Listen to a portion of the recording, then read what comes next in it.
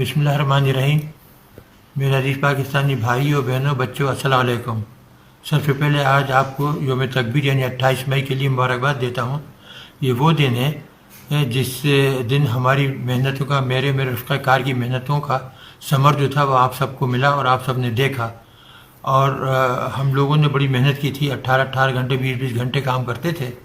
और मैं तमाम चीज़ें छोड़ छाड़ के बड़ी आला नौकरी वगैरह पाकिस्तान आया था 71 के बाद जो हमारा हशर हुआ था वो मैं कभी भूल नहीं सकता था। और मैंने उस वक्त ये पेशकश की भुट्टो साहब को कि मैं एटम बम बनाने की सलाहियत रखता हूँ, मैं इंशाल्लाह बना दूँगा। तो उन्होंने पूरी मुझे तमाम सहूलतें दे दी और मुझे ये काम जो था मेरे सुपुर्द कर दिया। और हमने बहुत ही कम अरसे में माशाल्लाह 6-7 साल के अंदर ही एटम बम बना लिया, जो कि दुनिया के लिए एक मोइज़ा था। वो कभी तसव्वुर ही नहीं कर सकते थे कि वो मुल्क जो गाड़ियाँ बैलगाड़ियाँ सही नहीं बना सकते, साइकिल सही नहीं बना सकते, वो एटम बम कैसे बना सकता है। लोग मजाक उड़ाते थे।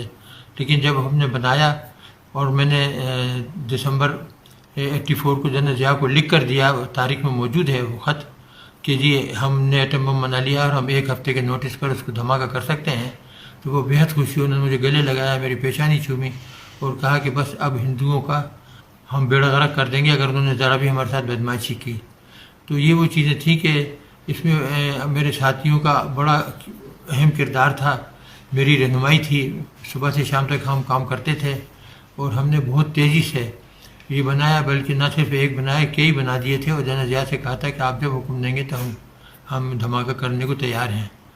और उसके बाद हिंदुस्तानियों ने जब 98 के अंदर 11 मई को धमाके किए तो फिर नवाज़ शरीफ साहब उस वक्त वज़ीर आज़म थे, उनसे कहा, मुशाहिद हुसैन सैयद थे, उनसे, वो बड़े प्यारे दोस्त थे मेरे, तो उनसे कहा कि जी हमें चाहिए कि हम भी धमाका कर दें। थोड़ी बहुत हिचकिचाहट थी, लेकिन मुल्क का मफाद जो था वो सबको अजीज़ था और ये फैसला हुआ कि धमाका कर दिया जाए। और फिर हमने हिंदुस्तान के 5 के बदले 6 धमाके कर दिए और उनका मुँह हमेशा हमेशा के लिए बंद कर दिया।